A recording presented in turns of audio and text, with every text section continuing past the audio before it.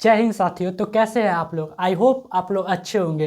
Crash course के इस series में आप सभी का स्वागत है। अगर आपने पूरा साल कुछ नहीं पढ़ा है तो कोई दिक्कत नहीं, इस यूट्यूब चैनल पे आप सभी को अभी शुरू से क्रैश कोर्स कराया जाता है, हर एक सब्जेक्ट का चैप्टर वाइज। आज की क्लास में हम लोग इतिहास के चैप्टर 1 यूरोप में राष्ट्रवाद के कुछ महत्वपूर्ण सब्जेक्टिव क्वेश्चन देखेंगे। का ऑब्जेक्टिव करा दिया गया। अगर आप लोगों ने अभी तक नहीं देखे हैं तो इस चैप्टर का ऑब्जेक्टिव का लिंक डिस्क्रिप्शन में है, जाकर जरूर देख ले। इस चैप्टर का जितना भी इंपॉर्टेंट क्वेश्चन जो हमारे एग्जाम में पूछे जा सकते हैं वो सब आप सभी को इस क्लास आज की क्लास में बताया जाएगा।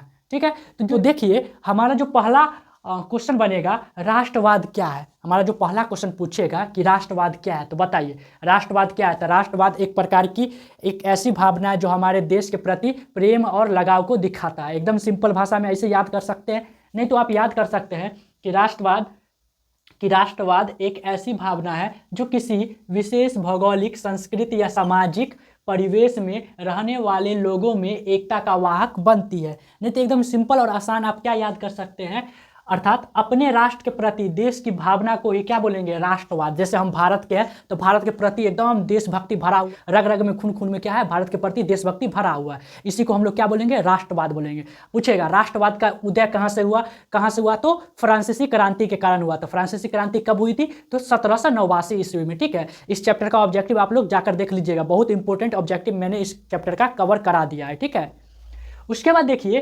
दूसरा जो क्वेश्चन बन सकता है कि मेजनी कौन था। पूछेगा क्वेश्चन, मेजनी कौन था। तो याद रखिएगा कि मेजनी एक साहित्यकार, जनतांत्रिक विचारों का समर्थक और योग्य सेनापति था। ठीक है, उन्होंने इटली के एकीकरण में महत्वपूर्ण भूमिका निभाई थी। ठीक है, इटली के एकीकरण में महत्वपूर्ण भूमिका निभाई थी। ठीक है, पूछेगा निम्नलिखित में से किसी के एकीकरण में महत्वपूर्ण भूमिका निभाई थी, तो आप मेजनी टिक लगा सकते हैं। ठीक है, उसके बाद देखिए मेजनी ने यंग इटली की स्थापना की। यंग इटली की स्थापना कब की मेजनी ने, तो हम बता दिए थे 1831 ईस्वी में। कब, 1831 ईस्वी में। पूछेगा क्वेश्चन मेजनी ने यंग इटली की स्थापना कब की, तो 1831 ईस्वी में। और उसके बाद देखिए एवं यंग यूरोप की स्थापना की थी। पूछेगा मेजनी ने यंग यूरोप की स्थापना कब की, 1834 ईस्वी में। कब की थी, 1834 ईस्वी में। ठीक है, तो याद रहेगा मेजनी ने यंग इटली की स्थापना कब की, तो 1831 ईस्वी में। और वही यंग यूरोप का पूछेगा तो कब किया, तो 1834 ईस्वी में। ठीक है, उसके बाद देखिए जो हमारा अगला क्वेश्चन पूछा जा सकता है वो है मेटरनिक युग क्या है। पूछेगा क्वेश्चन मेटरनिक युग से आप क्या समझते हैं, या मेटरनिक युग क्या है। तो याद रखिएगा 1815 से लेकर 1848 तक के युग को मेटरनिक युग कहा जाता है। अच्छा बताइए 1815 में कौन सा सम्मेलन हुआ था, क्या हुआ था। पूछेगा क्वेश्चन 1815 में कौन सा सम्मेलन हुआ था, तो याद रखिएगा वियना सम्मेलन। क्या हुआ था, वियना सम्मेलन। पूछेगा क्वेश्चन कि वियना सम्मेलन कब हुआ था, तो 1815 ईस्वी में। वही 1848 में क्या हुआ था, नेपोलियन युग की जो है समाप्ति कब हुई, तो 1848 ईस्वी में। वही पूछेगा नेपोलियन संहिता किस वर्ष लागू की गई थी, तो याद रखिएगा 1804 ईस्वी में। नेपोलियन संहिता कब लागू की गई थी, तो 1804 ईस्वी को। ठीक है, उसके बाद देखिएगा मेटरनिक जो ऑस्ट्रिया का चांसलर था। पूछेगा मेटरनिक कहाँ का चांसलर था, तो ऑस्ट्रिया का। ठीक है, चांसलर का मतलब क्या होता है, प्रधानमंत्री होता है। ठीक है, पीएम। मेटरनिक ने इटली पर अपना अधिकार जमा कर उसे कई राज्यों में विभक्त कर दिया।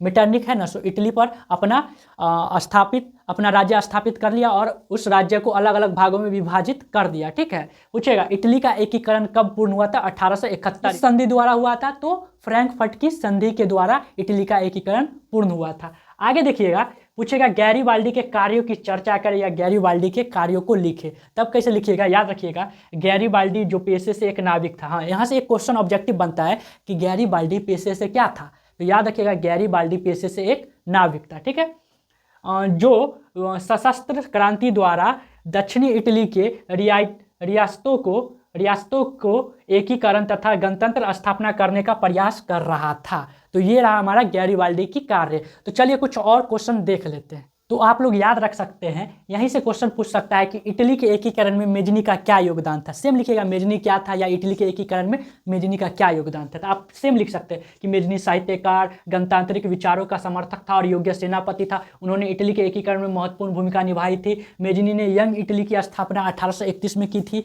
और उसके बाद मेजनी ने यंग यूरोप की स्थापना 1834 ईस्वी में की थी। तो आप ऐसे बना सकते हैं। एक और क्वेश्चन का जवाब दीजिएगा कि जर्मनी के एकीकरण के लिए बिस्मार्क ने कौन सी नीति अपनाई। तो आप इसका जवाब दे सकते हैं कि जर्मनी के एकीकरण के लिए बिस्मार्क ने लौह एवं रक्त की नीति को अपनाई थी। ठीक है, तो इस क्वेश्चन का जवाब बना सकते हैं। एक और क्वेश्चन का जवाब दीजिएगा कि इटली और जर्मनी के एकीकरण में ऑस्ट्रिया की क्या भूमिका थी। पूछेगा क्वेश्चन, इटली और जर्मनी के एकीकरण में ऑस्ट्रिया की क्या भूमिका थी। तो आप लिख सकते हैं इटली और जर्मनी के एकीकरण में ऑस्ट्रिया ही सबसे बड़ी बाधा थी। ठीक है, जो वहाँ का चांसलर था वो इटली और जर्मनी को अलग करना चाहता था, आपस में लड़ाना चाहता था। ठीक, आप ऐसे जवाब दे सकते। देखिए, हम यहाँ बता दें कि वियना सम्मेलन यानी कि वियना कांग्रेस कब हुआ था, तो 1815 ईस्वी में हुआ था। पूछेगा वियना सम्मेलन या वियना कांग्रेस की 2 उपलब्धियों को बताइए। तो आप लिख सकते हैं कि वियना सम्मेलन या वियना कांग्रेस की 2 उपलब्धियां निम्नलिखित है। पहला, इसके द्वारा बुर्बो वंश का पुनर्स्थापना किया गया। ठीक है, उसके बाद नेपोलियन द्वारा पराजय राज्य को, ठीक है, अपने अधीन करना, ठीक है, उसको पुनर्गठन करना। ये रहा वियना सम्मेलन या वियना कांग्रेस का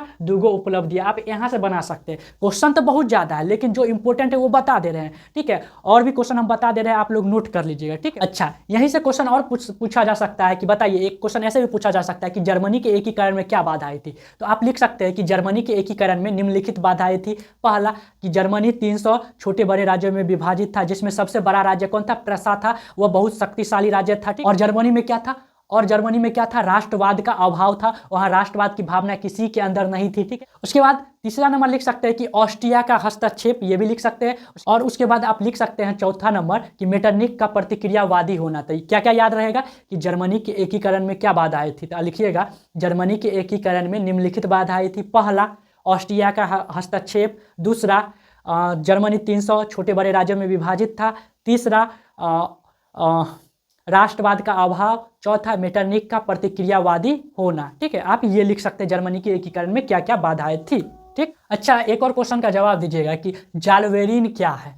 ठीक है, 1834 ईस्वी में व्यापारियों द्वारा स्थापित की गई एक संस्था है जिसका नाम जालवेरिन है। इसका मुख्य उद्देश्य था कि व्यापार को फैलाना। ठीक है, आप ये लिख सकते हैं। और कार्बोनरी क्या है? तो कार्बोनरी एक गुप्त संगठन है जिसका मुख्य उद्देश्य था कि छापामार युद्ध करना। ठीक है, आप ये भी लिख सकते हैं। ये क्वेश्चन नहीं पूछा है कि कार्बोनरी क्या है, इसका मुख्य उद्देश्य क्या है। तो आप ऐसे बना सकते हैं कि कार्बोनरी एक गुप्त संगठन है जिसका मुख्य उद्देश्य था कि छापामार युद्ध करना। ठीक है, तो इस चैप्टर का जितना इंपॉर्टेंट क्वेश्चन था वो मैंने आप सभी को बता दिया। ठीक है, आई होप आप लोगों को ये क्वेश्चन समझ में आया होगा। ठीक है, अगर कोई बच्चा अच्छे से तैयारी नहीं कर पाया तो ये वीडियो जरूर शेयर करें। वीडियो पसंद आई होगी तो चैनल को लाइक और सब्सक्राइब जरूर करें। ठीक है, 10 क्लास का टोटल जो 10 गो सब्जेक्ट है, जितना भी सब्जेक्ट है उस सब्जेक्ट का टोटली हम कोशिश करेंगे कि 20 दिसंबर तक इस चैप्टर का जितना भी है वो कंप्लीट करा दे। ठीक है, तो आप हमारे इस यूट्यूब चैनल के साथ बने रहिएगा।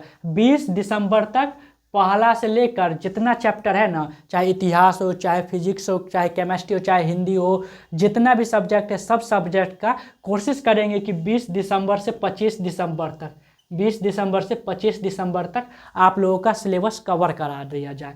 ये तो थोड़ी है कि हम पूरा के पूरा एक के बारे में बता सकते हैं, क्योंकि टाइम नहीं है। जितना इंपॉर्टेंट क्वेश्चन है उतना ही हम बताएंगे जो आप लोगों के एग्जाम के लिए ज़रूरी है। ठीक है, और ऑब्जेक्टिव भी सोच रहे हैं कि ऑब्जेक्टिव सब्जेक्टिव एक के साथ बताकर आप लोगों का कवर करा दिया जाए। ठीक है, हाँ, एक चीज़ और, हिंदी का अगर आप लोगों ने वीडियो नहीं देखा है तो उसका भी लिंक मैं डिस्क्रिप्शन में दे दूंगा, क्योंकि जितना अभी जो सेंटअप एग्जाम हुआ है इस बार, उस पर 100 जो क्वेश्चन है ना, 100 पे मैंने 500 प्लस ऑब्जेक्टिव बनाए हैं। ठीक है, चाहे व्याकरण हो, चाहे बुक का हो, बहुत ज़रूरी क्वेश्चन है, उसको एक बार ज़रूर देख लीजिएगा। ठीक है, एग्जाम में उसी से टकराएगा, उससे बाहर कहीं से नहीं आएगा। ठीक है, उसी सब में से रहेगा।